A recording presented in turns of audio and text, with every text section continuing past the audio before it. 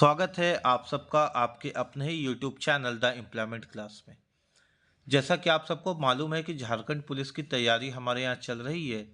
Jharkhand police में आज से हम लोग यूट्यूब में एक सीरीज़ हिंदी व्याकरण का भी शुरू कर रहे हैं। हिंदी व्याकरण में जो आज हम लोग शुरू करने वाले हैं उस चैप्टर का नाम है संज्ञा। तो आज हम लोग देखेंगे कि संज्ञा में किस प्रकार से क्वेश्चन आते हैं और उसको किस तरह से हम लोग को पढ़ना पड़ता है। तो सबसे पहले आप देखिएगा कि संज्ञा किसे कहते हैं। तो किसी भी वस्तु, स्थान, प्राणी या भाव आदि के नाम का बोध कराने वाले शब्द को संज्ञा कहते हैं। संज्ञा का मतलब होता है संग का ज्ञान, जो भी साथ में उसका ज्ञान। तो कोई भी वस्तु जैसे कुर्सी, कॉपी, किताब। कोई भी स्थान रांची, बिहार, झारखंड। कोई भी प्राणी सोहन, मोहन, कविता। कोई भी भाव भूख लगना, रोना, हंसना, मुस्कुराना। ये सारी की सारी चीज़ें जो है जो आपको संज्ञा का बोध कराने वाले शब्द हैं। ठीक है, अगर आप उदाहरण के तौर पे देखिए तो उदाहरण में हम लोगों ने लिखा है क्या, प्राणियों या जीवों के नाम। तो कोई भी प्राणी या जीव का नाम जो आप देखते हैं वो संज्ञा होता है। जैसे तोता, हाथी, अमन, रानी या महात्मा गांधी। किसी भी प्राणी या जीव के नाम को आप देखते हैं वो संज्ञा होता है। जीवों के बाद आपको याद रखना है कि वस्तुओं के नाम भी संज्ञा के अंदर आते हैं। जैसे कलम, मोटर, गेंद, पुस्तक आदि वस्तुएं के नाम भी संज्ञा के अंदर आते हैं। स्थानों के नाम भी संज्ञा के अंदर आते हैं। जैसे रांची, भारत, दिल्ली आदि। यहाँ तक कि अगर मन में कोई भाव उत्पन्न होता है जिसको ना तो हम देख सकते हैं ना तो हम छू सकते हैं, केवल महसूस किया जा सकता है, उस भाव के नाम को भी हम क्या कहते हैं, संज्ञा कहते हैं। जैसे वीरता, बुढ़ापा, मिठास आदि। जब आप भाव के नाम को देखिएगा तो संज्ञा पे गौर करिएगा ना, तो किसी ना किसी विशेषण में अंत में कोई ना कोई आपका शब्द जुड़ा हुआ है। जैसे वीर में ता विराट वीरता, उसी प्रकार बुढ़ापा, उसी प्रकार मीठा में आस जुड़ करके मिठास बनता है। इसी तरह भाववाचक संज्ञा हमारे सामने लिखा गया है। चलिए आगे देखते हैं कि संज्ञा के अंदर क्या हम लोगों को देखना है। संज्ञा के भेद। तो हम लोगों को जानकारी रखनी है कि आपसे एग्जाम में पूछा जाएगा संज्ञा के कितने भेद होते हैं। तो आपको याद रखना है बेटा, संज्ञा के 5 भेद होते हैं। व्यक्तिवाचक संज्ञा, भाववाचक संज्ञा, जातिवाचक संज्ञा, समूहवाचक संज्ञा और द्रव्यवाचक संज्ञा। चलिए एक एक करके सारी संज्ञा को समझते हैं। अगर पूछा जाए संज्ञा के कितने भेद है तो 5 भेद है। व्यक्तिवाचक, भाववाचक, जातिवाचक, समूहवाचक और द्रव्यवाचक संज्ञा। चलिए एक एक करके सारी संज्ञा को समझते हैं। सबसे पहले हम लोग समझेंगे व्यक्तिवाचक संज्ञा किसको कहते हैं। याद रखिएगा, किसी भी संज्ञा का अगर नाम ले लिया जाए, किसी भी संज्ञा का अगर नाम ले लिया जाए तो उसे व्यक्तिवाचक संज्ञा कहते हैं। उदाहरण के रूप में समझिएगा, अगर हम कहते हैं आदमी तो ये संज्ञा है ना, लेकिन अगर हम उस आदमी का नाम ले ले मोहन तो ये व्यक्तिवाचक संज्ञा है। अगर हम बात करते हैं शेर तो ये संज्ञा है ना, लेकिन अगर हम उस शेर का नाम ले ले कोई भी शेर का नाम ले लेते, जैसे बब्बर शेर है ना, तो बब्बर शेर क्या हो गया, यहाँ पे व्यक्तिवाचक संज्ञा हो गया। जैसे हम कोई भी मोबाइल फ़ोन बोल लेते हैं तो मोबाइल फ़ोन बोलना इस बात को दर्शाता है कि संज्ञा है। लेकिन जब हम उसका नाम ले लेंगे कि ओप्पो का मोबाइल फ़ोन या वीवो का मोबाइल फ़ोन, तो उसका नाम ले लेना उसको व्यक्तिवाचक संज्ञा कह देता है। हम देश बोल लेते हैं तो संज्ञा है, लेकिन भारत देश बोल लेते हैं तो व्यक्तिवाचक संज्ञा है। तो इसी बात को लिखा गया है कि वह शब्द जो किसी एक व्यक्ति, वस्तु, स्थान आदि का बोध करवाता है उसे व्यक्तिवाचक संज्ञा कहते हैं। एक व्यक्ति, सारे व्यक्ति का नहीं बेटा, एक व्यक्ति यानी नाम ले लिए रोहन, नदी बोल दिए तो कोई एक नदी का नाम लेंगे तो गंगा, कोई एक देश का नाम लेंगे तो भारत, किसी एक खगोलीय पिंड का नाम लेंगे तो चंद्रमा, सूर्य, इस तरह से ना, मंगल, बुध। उसके बाद भाववाचक संज्ञा, जो शब्द किसी चीज या पदार्थ की अवस्था, दशा या भाव का बोध कराता है उसे भाववाचक संज्ञा कहते हैं। मतलब वैसा नाउन आप समझिए, वैसा संज्ञा जिसको आप देख नहीं सकते, छू नहीं सकते, केवल महसूस कर सकते, किसी भी अवस्था के बारे में बता देगा। अवस्था का मतलब हो गया आप सुख में हैं, आप दुखी में हैं, आप जल्दबाजी में हैं, आपको भूख लग रहा है, आपके स्टेटस को, आपकी अवस्था को बता देगा। आपके दशा को बता देगा, आपके भाव को बता देगा, वैसे संज्ञा को भाववाचक संज्ञा कहते हैं। जैसे बचपन, बचपन आपको क्या बता दिया, अवस्था, बचपन की अवस्था, बुढ़ापा की अवस्था, है ना। मित्रता, बुढ़ापा, मोटापा, प्यास, ये सारे के सारे क्या हो गए, भाववाचक। इसलिए हमने बार बार इस बात को बल दिया, लिख करके भी बता दिया कि उपयुक्त उदाहरण में आप किसी को छू नहीं सकते, केवल अनुभव कर सकते। बचपन को, मित्रता को, बुढ़ापा को, मोटापा को, प्यास को हम लोग छू नहीं सकते, केवल इसका अनुभव कर सकते। तो भाववाचक संज्ञा वैसी संज्ञा है जिसका केवल अनुभव किया जा सकता है। इसके बाद जो हम लोगों को आगे देखना है वो तीसरा संज्ञा देखना है।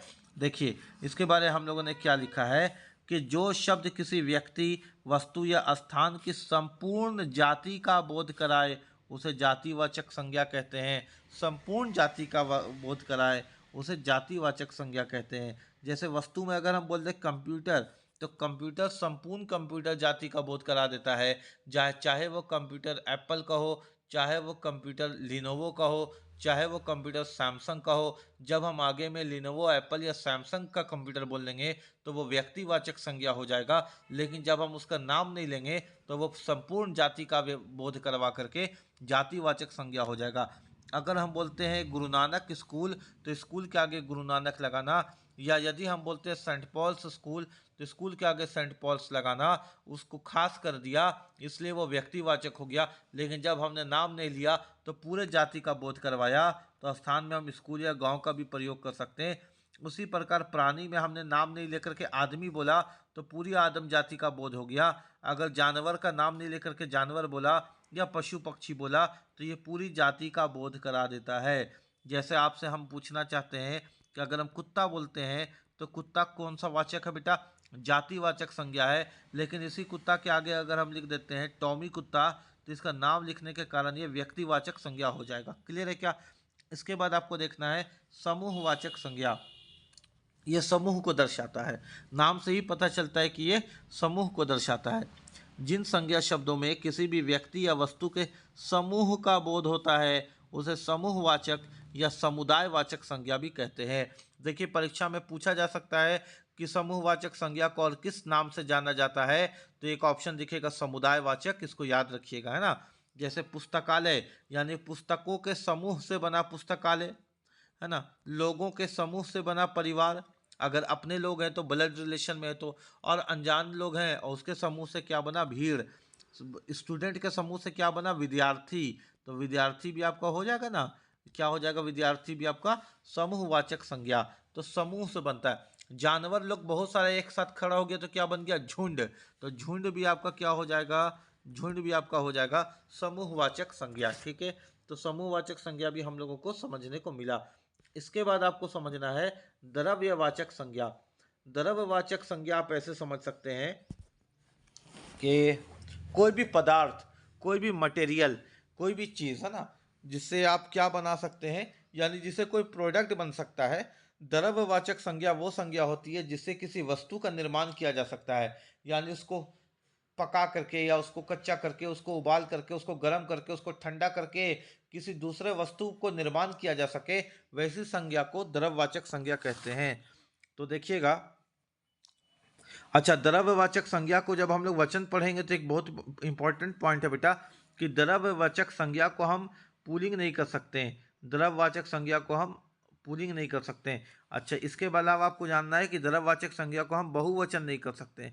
क्या नहीं कर सकते, द्रव्यवाचक संज्ञा को हम बहुवचन नहीं कह सकते। ये आगे की कहानी है, फिर भी यहाँ पे काम पड़ेगा इसलिए। जैसे द्रव्यवाचक संज्ञा है पानी, तो पानी द्रव्यवाचक है ना, क्योंकि पानी से क्या बनता है, पानी से तो खुद मनुष्य बना हुआ है कि नहीं, 70% पानी से। पानी से खाना बनता है, पानी से बिजली बनती है। तो इसको हम कभी भी बहुवचन नहीं कर सकते, यानी हम पानी को पानिया नहीं कर सकते, गलत हो जाएगा ना।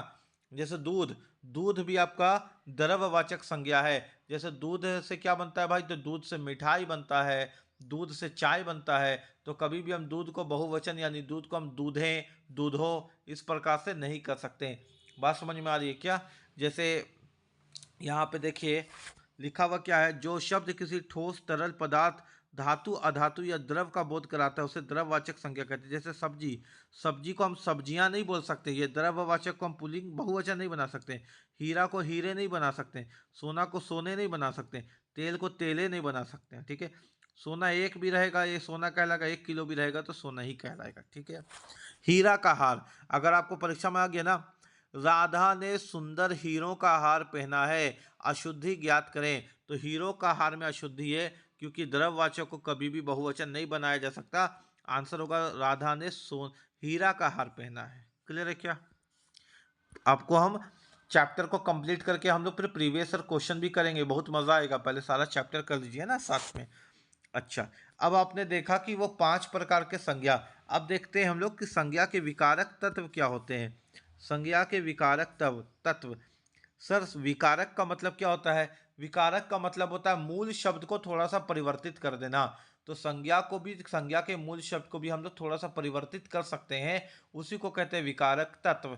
तो अगर आपसे पूछा जाए, बताइए आप विकारक तत्व से क्या समझते हैं? माफ कीजिएगा, विकारक तत्व से क्या समझते हैं? तो मूल शब्द के परिवर्तन को विकारक कहते हैं, है ना, कारक लगा देना।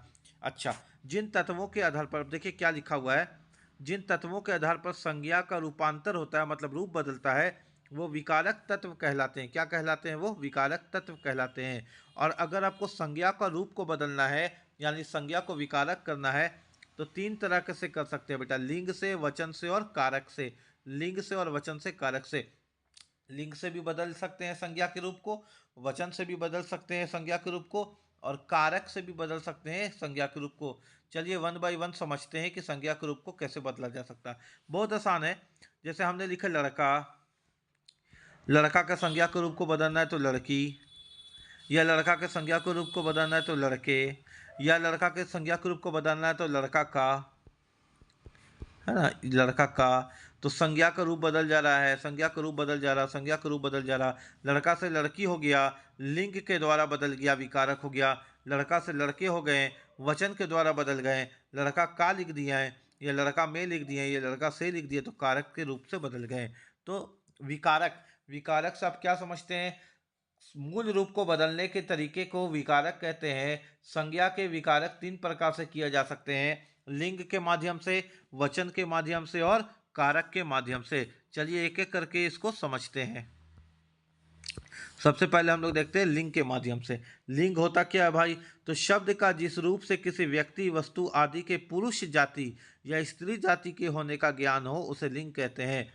अगर किसी वस्तु से, यदि किसी व्यक्ति का, वस्तु का, पुरुष का लिंग ज्ञात करना है कि वो स्त्रीलिंग है या पुल्लिंग है, तो उस जो शब्द हमको ये जानकारी देता है कि वो शब्द स्त्रीलिंग है या पुल्लिंग है, उसी शब्द को लिंग कहते हैं। जैसे शेर से पता चला पुल्लिंग है, शेरनी से पता चला स्त्रीलिंग है, लड़का से पता चला पुल्लिंग है, लड़की से पता चला स्त्रीलिंग है। इस तरह के शब्द जो स्त्रीलिंग और पुल्लिंग की जानकारी देने लगे उसे ही लिंग कहते हैं।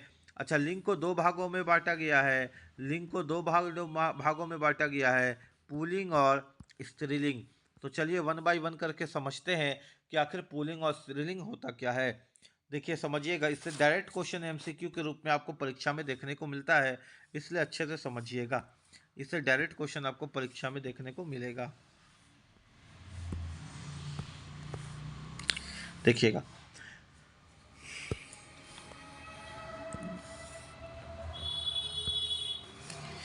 यहाँ देखिएगा, है ना, जिस लिंग से पुरुष जाति का बोध हो, यानी ऐसा लिंग जिससे पुरुष जाति का बोध हो, उसे पुल्लिंग कहते हैं।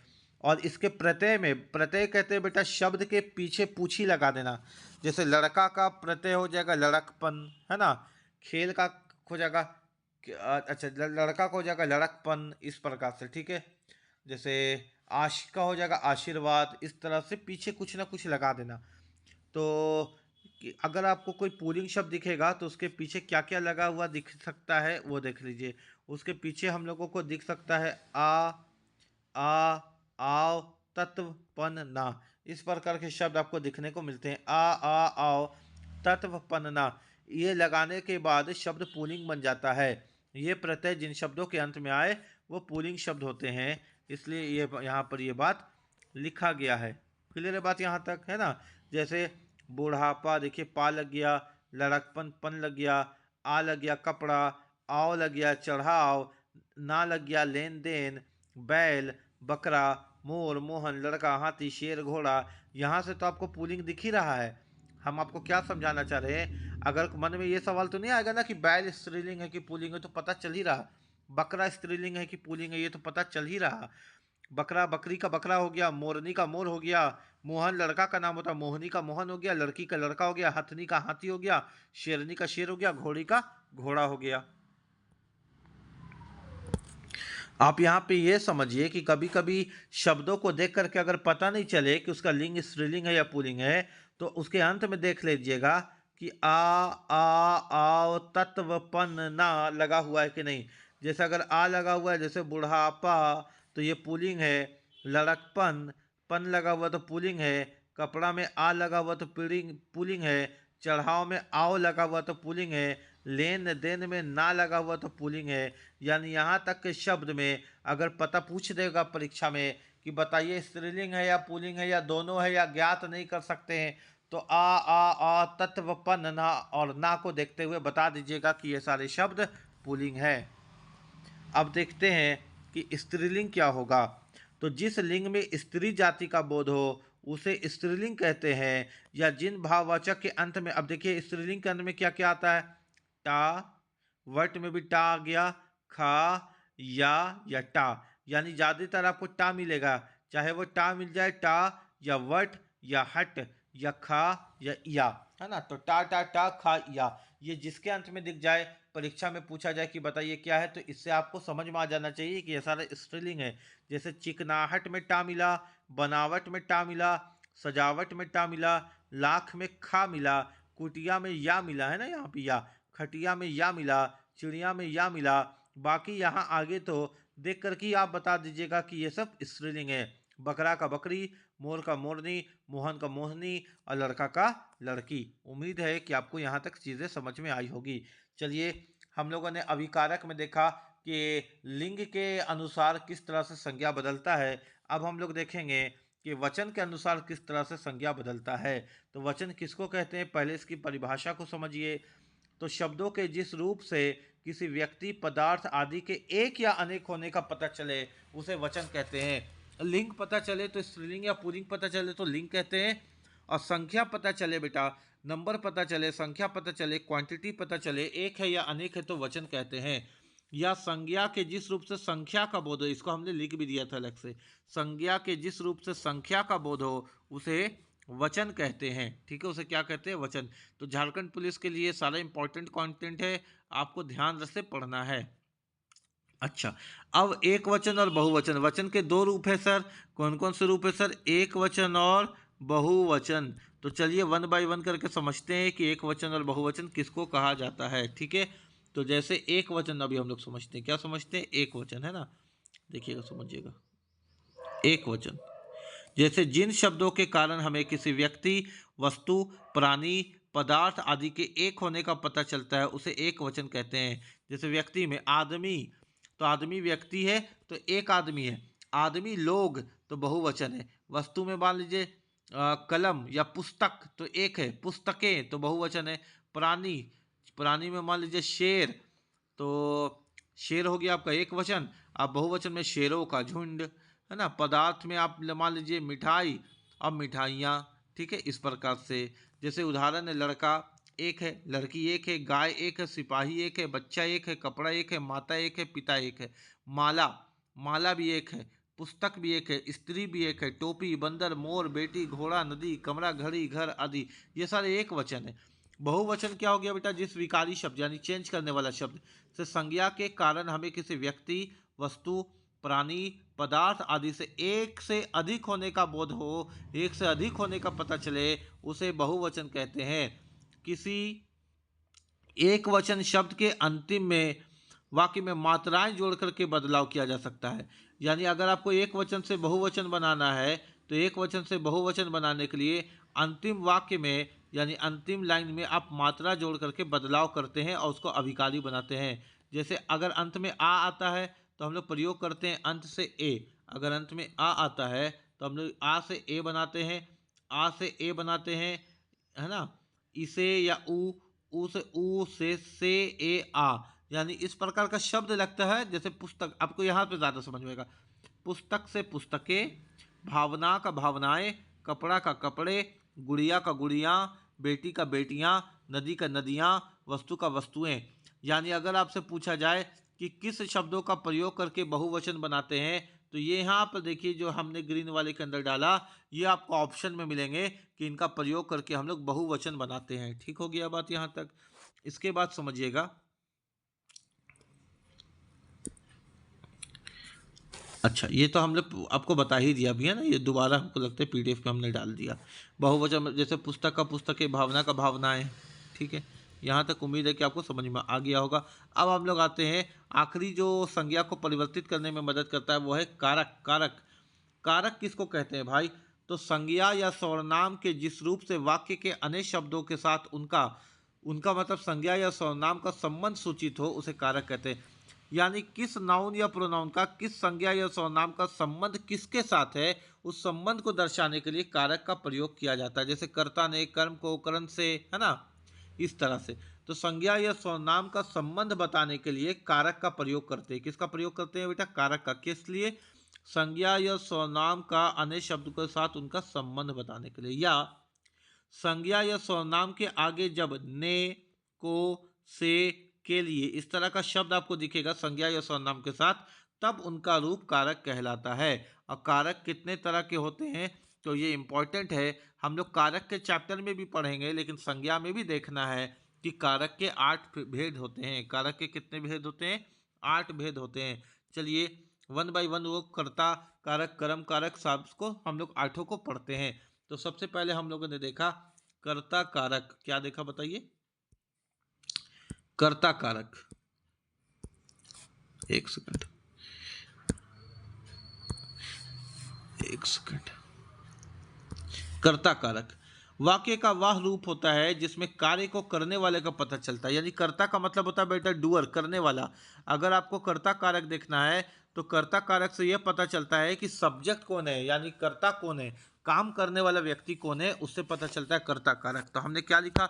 वाक्य का वह रूप होता है जिसमें कार्य करने वालों का पता चलता है। कर्ता कारक के साथ ने का प्रयोग होता है। जैसे आप समझिएगा, राम ने बैटिंग किया, तो किसने बैटिंग किया?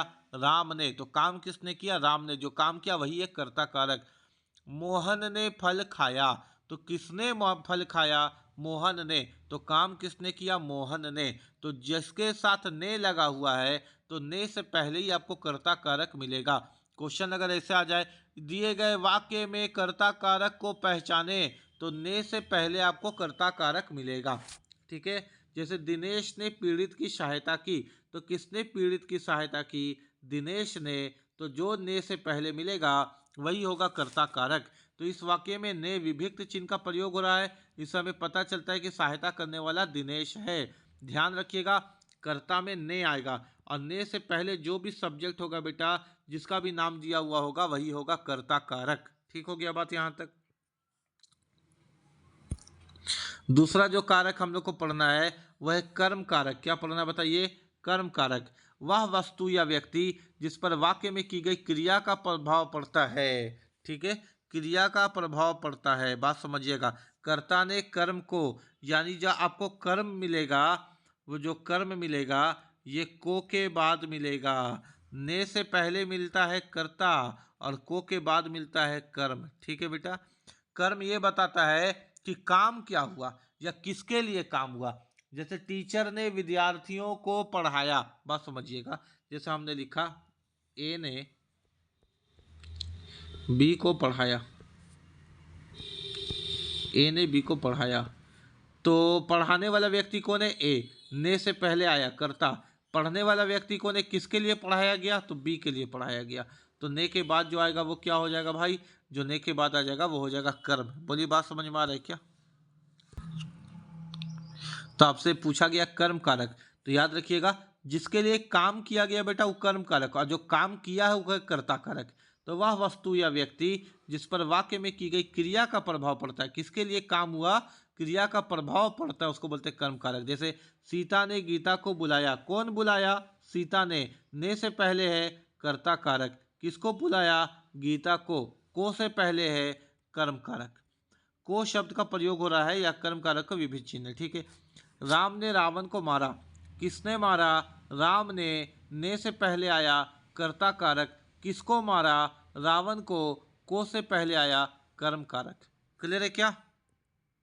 चलिए आगे देखते हैं। इसके बाद हम लोगों को देखना है करण कारक, है ना, कर्ता ने कर्म को करण से, ठीक है, करण कारक देखिएगा। वह साधन, साधन का मतलब होता है कोई टूल, है ना, कोई चीज जो मदद करता है। वह साधन जिससे क्रिया होती है हानि, वह साधन जिससे क्रिया होती है यानी जिसकी सहायता से किसी काम को अंजाम दिया जाता है। करण का मतलब होता है बेटा, करण में याद रखिएगा से इंपॉर्टेंट रहता है, से यानी काम किया जा रहा है, किसके लिए किया जा रहा, जो काम करता है, जिसके लिए काम किया जाता है वो आपका कर्म है, और जिसके द्वारा काम किया जाता है वो करण है, जिसके द्वारा काम किया जाता है वो करण है। जैसे हमने लिखा यहाँ पर एक सेंटेंस देखिएगा, ए ने बी को पेन से पढ़ाया, कलम से, है ना, पेन से पढ़ाया। ठीक है। अब आपको समझना है बहुत ही प्यार से, बहुत अच्छे तरीके से। हम आपको क्या समझा रहे हैं? कौन पढ़ाया? ए ने से पहले आया कर्ता कारक हो गया, किसको पढ़ाया?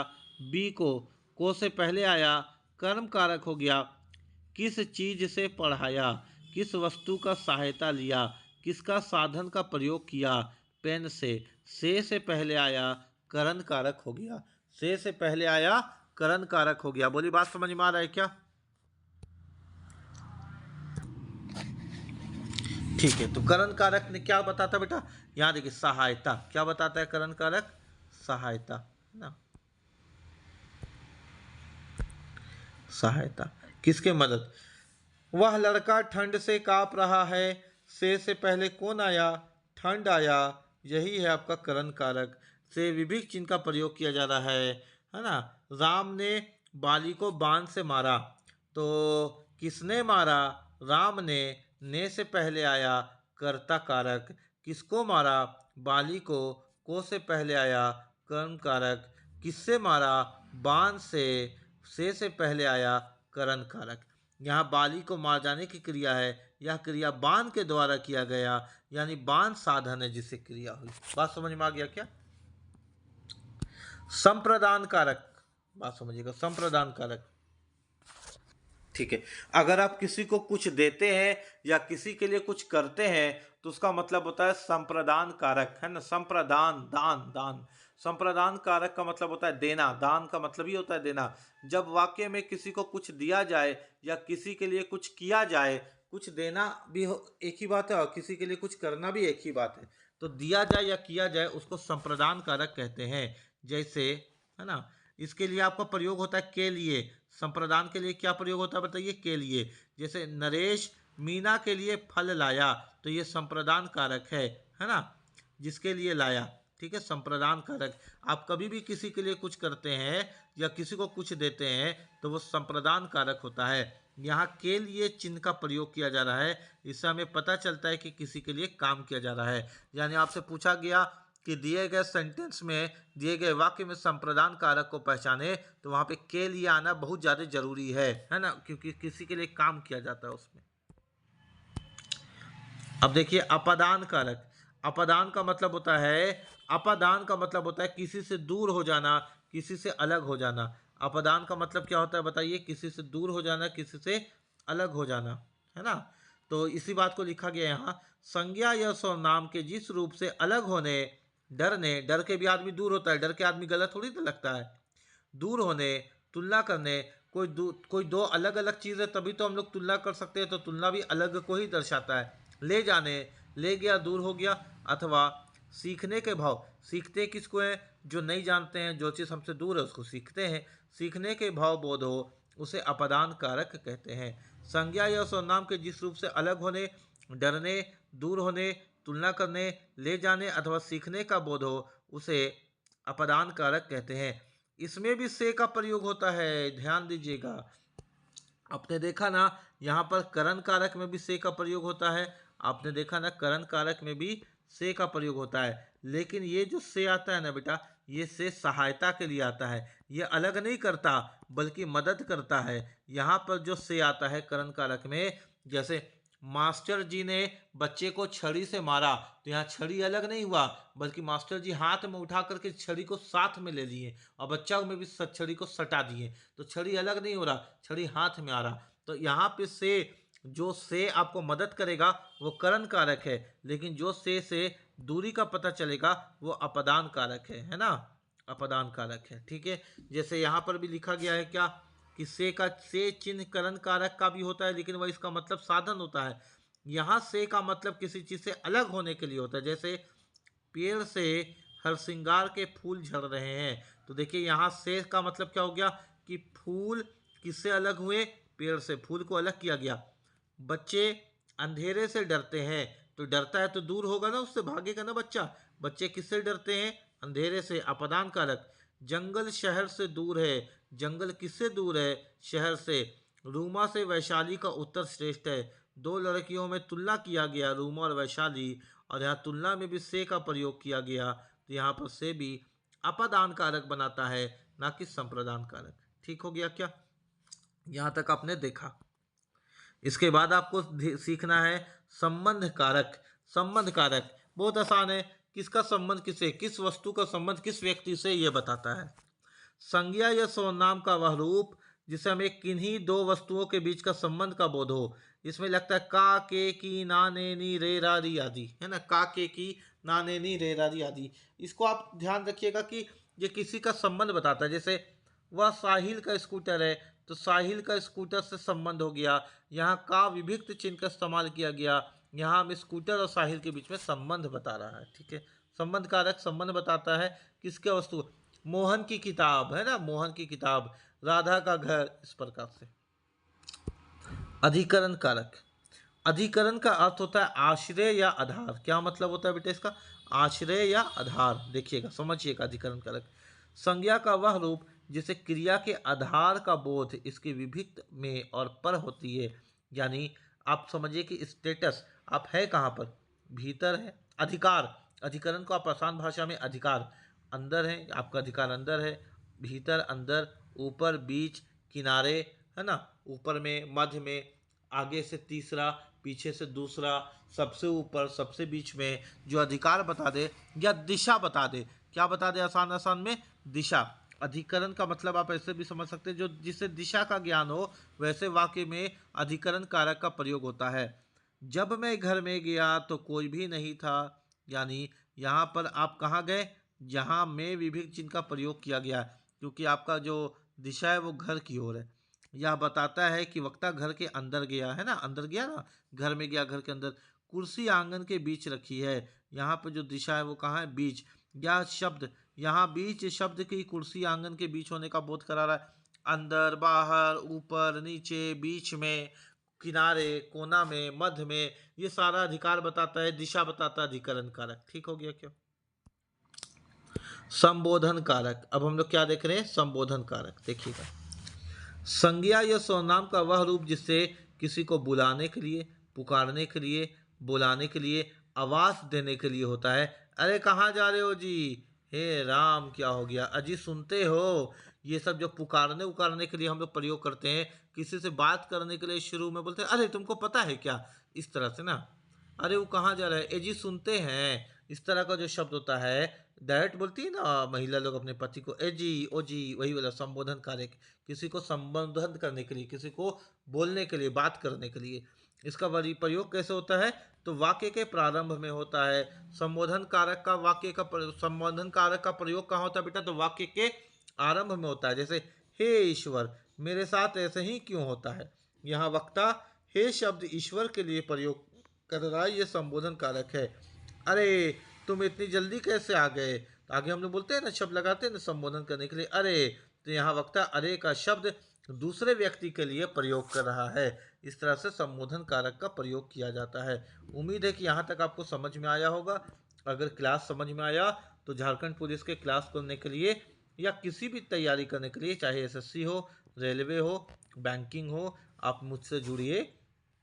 चैनल को ज़रूर सब्सक्राइब कर लीजिए, वीडियो को लाइक कर लीजिए, दोस्तों के बीच शेयर कर लीजिए, ताकि लोगों को ज़्यादा से ज़्यादा लाभ हो सके। ठीक है, तब तक के लिए जय हिंद, जय भारत, जोहार झारखंड।